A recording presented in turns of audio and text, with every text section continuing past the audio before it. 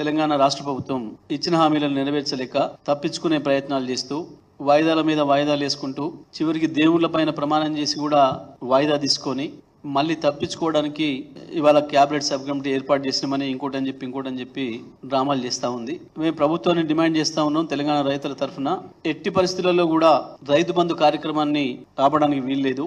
మీరు ఇస్తున్న రైతు భరోసా ఎకరానికి 15,000 ఇస్తానని చెప్పింది ఏదైతే ఉందో ఇప్పటికే మాట తప్పి మొన్న వేసంగిలో రైతు బంధే ఇచ్చిండ్రు, రైతు భరోసా ఇస్తున్నామని చెప్పి అబద్ధం చెప్పిండ్రు. రైతు భరోసా ప్రారంభం చేసినామని చెప్పి స్వయంగా ముఖ్యమంత్రి గారు మాట్లాడిండ్రు. మరి మీరు చేసింది రైతు భరోసా అయితే మళ్ళీ వాళ్ళ ఎందుకు దానిపైన క్యాబినెట్ సబ్ కమిటీ వేస్తున్నట్టు? క్యాబినెట్ సబ్ కమిటీ యొక్క ఉద్దేశం ఏంది? మేము ప్రారంభం చేసినామని చెప్పి అట్టహాసంగా మీరు అందరూ కూడా మేము ఆనాడు చెప్పినాం, మీరు చేసేది రైతు భరోసా కాదు, రైతు బంధును కొనసాగిస్తున్నారు, కేసీఆర్ గారు ఇచ్చిన రైతు బంధును కొనసాగిస్తున్నారు అని చెప్పినాం. మేము ఇవాళ మళ్ళీ డిమాండ్ చేస్తున్నాం, వెంటనే ఈ పాటికి రైతు బంధు వేయాల్సి ఉండే.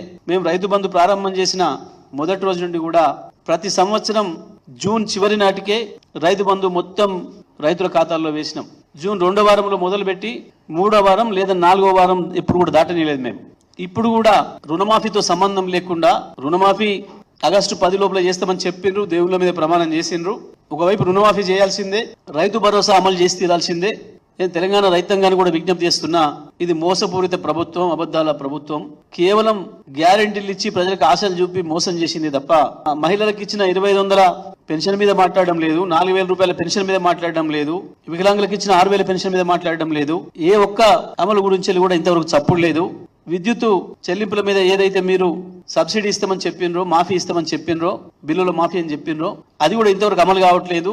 కేవలం హడాబుడిగా ప్రారంభం చేసినామని ప్రకటన చేసిరు తప్ప ఇప్పటి వరకు అది కూడా ఎక్కడ అమలు కావడం లేదు. వెంటనే అది కూడా అమలు చేయాల్సిన అవసరం ఉంది. క్యాబినెట్ సబ్ కమిటీ అనేది కేవలం రైతుల్ని మోసం చేయడం కొరకు వేసింది తప్ప ఇంకోటి కాదు. స్పష్టంగా లెక్కలున్నాయి. అక్కడ ఏ రైతులకు ఎంత భూమి ఉన్నదనేది లెక్కలున్నాయి. మీరు మొన్న యాసంగిలో ఏదైతే రైతు బంధును ఇచ్చి అమలు చేసి అకౌంట్లలో వేసిండ్రో అదే అకౌంట్లకు వేస్తే సరిపోతుంది. కొత్తగా ఇప్పుడు మీరు తయారు చేసేది ఏం లేదు. మీరు ఏందో వెతికి దేవులాడి వాస్కోడ్ గామ లాగా, కొలంబస్ లాగా మీరు దొరకబట్టుకొచ్చేది ఏం లేదు. చాలా స్పష్టంగా ఉన్నాయి రికార్డ్స్. 1 కాదు 2 కాదు, ఇప్పటికి 11-12 సార్లు అయిపోయింది. కేవలం రైతుల్ని మోసం చేయడం కొరకు మాత్రమే ఈ క్యాబినెట్ సబ్ కమిటీ ఒక డ్రామా ఆడుతున్నారు తప్ప ఇంకొకటి కాదు. ఎట్టి పరిస్థితుల్లో ఏ కమిటీలతో అవసరం లేకుండా వెంటనే రైతు భరోసా అమలు చేసే ప్రారంభించాలని చెప్పి మేము డిమాండ్ చేస్తా ఉన్నాం.